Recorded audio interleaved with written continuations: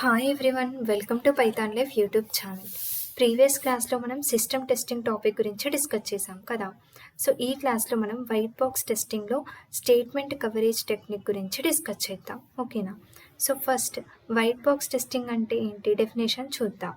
So white box testing అంటే internal structure గురించి కూడా తెలిసి ఉండాలి.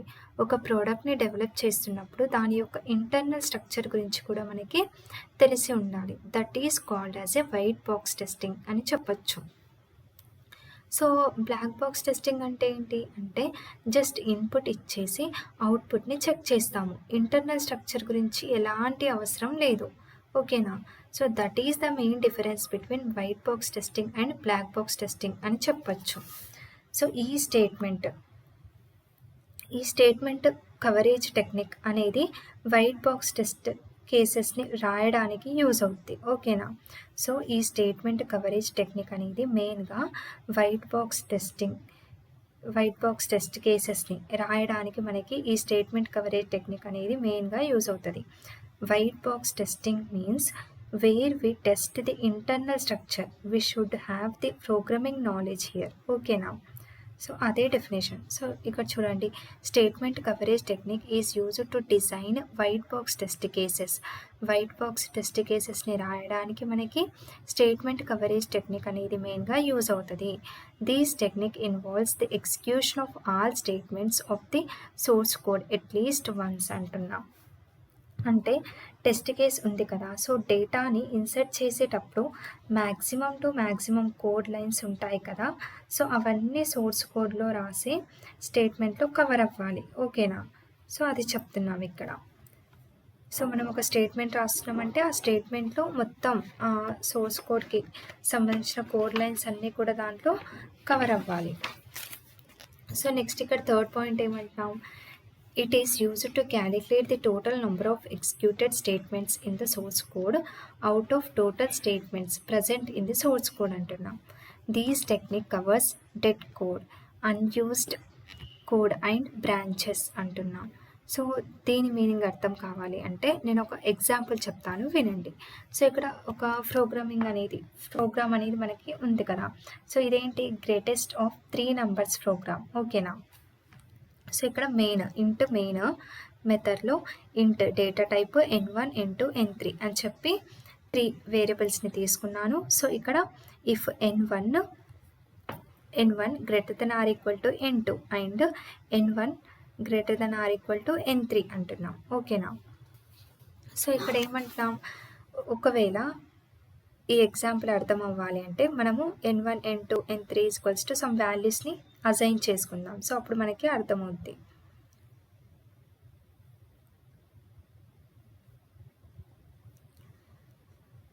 So n1 is equal to 30 అనుకుందాం.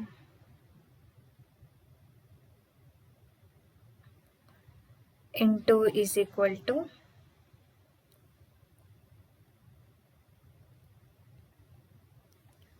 20, ఓకేనా. n3 is equals to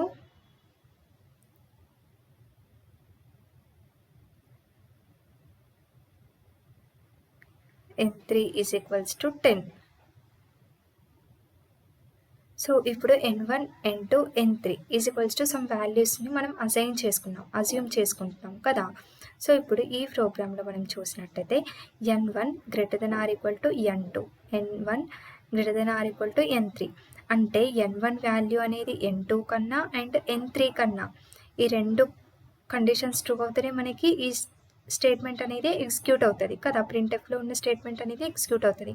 so n1 value ఏముంది మనకి 30, n2 n3 వాల్యూ వచ్చేసి 20 10 ఉన్నాయి కదా. సో n1 అనేది 30, సో ఫస్ట్ కండిషన్ ట్రూ అయింది. అండ్ అలాగే n1 అనేది 30 greater than or equal to n3 అనేది 10 కదా. సో ఆబ్వియస్లీ ఈ కండిషన్ కూడా ట్రూ అయింది.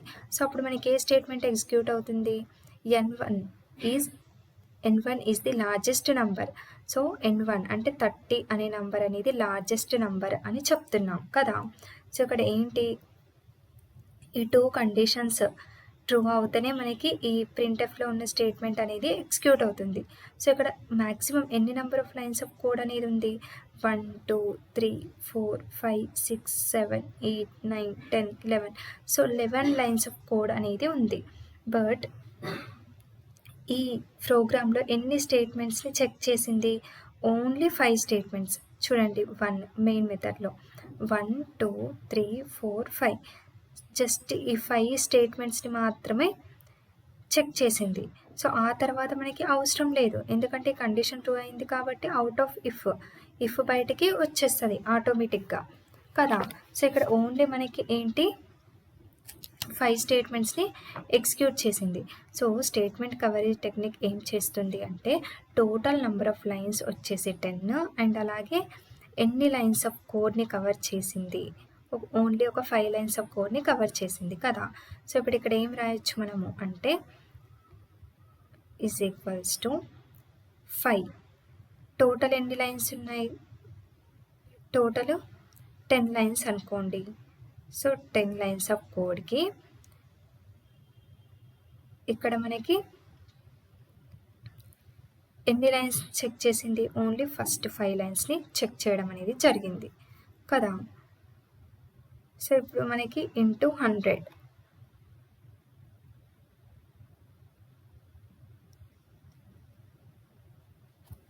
Into 100.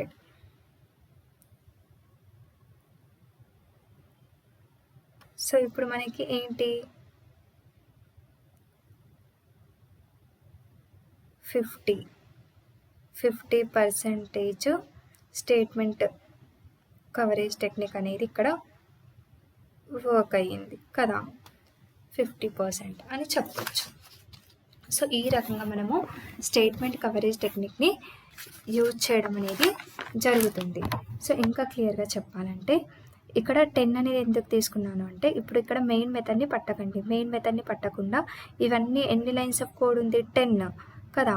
So 10 lines of code కాబట్టి టోటల్ లైన్స్ వచ్చేసి 10 అండ్ అలాగే ఇక్కడ ఎన్ని స్టేట్మెంట్స్ని ఎగ్జిక్యూట్ చేస్తుంది, ఎన్ని స్టేట్మెంట్స్ని చెక్ చేసింది, 1 2 3 4 కదా. టోటల్గా వచ్చేసి మనకి ఎన్ని స్టేట్మెంట్స్ని చెక్ చేస్తుందో అన్ని స్టేట్మెంట్స్ని నేను ఇక్కడ రాసుకున్నాను, 5 స్టేట్మెంట్స్.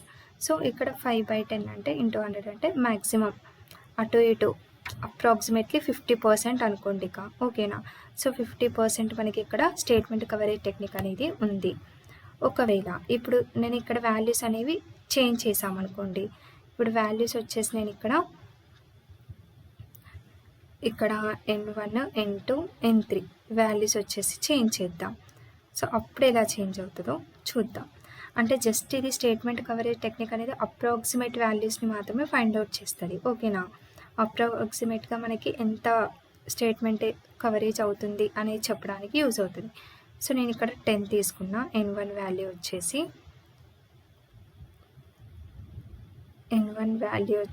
10, n2 వాల్యూ వచ్చేసి 20, n3 వాల్యూ వచ్చేసి 30. సో ఇప్పుడు మనకి ఏ స్టేట్మెంట్ ఎగ్జిక్యూట్ అవుతుంది అకార్డింగ్ టు దీస్ నంబర్స్, ఈ నంబర్స్ ప్రకారం మనకి ఏ స్టేట్మెంట్ ఎగ్జిక్యూట్ అవ్వాలి, 10 20 30 కదా. సో ఆబ్వియస్లీ మనకి n3 అనేది గ్రేటెస్ట్ కదా. సో అందుకని చూడండి ఇక్కడ n1 అనేది గ్రేటర్ అంటున్నాం, ఇక్కడ కూడా n1 అనేది గ్రేటర్ అంటున్నాం. ఆబ్వియస్లీ ఈ కండిషన్ అనేది ఫాల్స్, ఇఫ్ అనేది ఫాల్స్. సో నెక్స్ట్ ఎలిఫ్ని చెక్ చేస్తుంది, ఎలిఫ్లో n2 అనేది గ్రేటర్ అని ఇండికేట్ చేస్తున్నాం కండిషన్స్ ప్రకారం. సో ఆబ్వియస్లీ ఇది కూడా ఫాల్స్ అవుద్ది. సో తర్వాత డైరెక్ట్గా ఎల్స్లోకి వెళ్ళిపోతుంది. సో ఇక్కడ ఏ కండిషన్స్, 2 కండిషన్స్ అనేవి మనకి ఫాల్స్ అవుతున్నాయి కదా. సో ఎల్స్లోకి వస్తుంది, n3 అనేది greater, n3 is largest number అని ఉంది. ఈ కండిషన్ ఫాల్స్ అయిపోతాయి. సో ఆటోమేటిక్గా n3 అనేది లార్జెస్ట్ నెంబర్, n3 ఈజ్ 30 కాబట్టి, ఓకేనా. సో ఇక్కడ మనకి ఏంటి 2 స్టేట్మెంట్స్ అనేవి ఎగ్జిక్యూట్ అవ్వట్లేదు, డైరెక్ట్ ఎల్స్లోకే వచ్చేస్తుంది కదా. సో ఇక్కడ ఏమవుతుంది అంటే మ్యాక్సిమం ఒక 8 లైన్స్, ఒక 2 లైన్స్ కవర్ అవ్వలేదు కదా. సో అందుకని ఇక్కడ టోటల్ వచ్చేసి మనకి 10 లైన్స్ ఉంటే ఒక 8 లైన్స్ని కవర్ చేసింది, మిగతా 2 లైన్స్ని కవర్ చేయలేదు. సో అందుకని ఇక్కడ 2ని తీసేసాను. సో 10 ఇంటూ 100 అంటే 10 ఇంటూ 8 80%. అంటే ఇక్కడ స్టేట్మెంట్ కవరేజ్ టెక్నిక్ అనేది 80% ఉంది అని చెప్తున్నా. సో ఈ రకంగా మ్యాక్సిమం స్టేట్మెంట్స్ని కవర్ చేయడానికి ట్రై చేయాలి.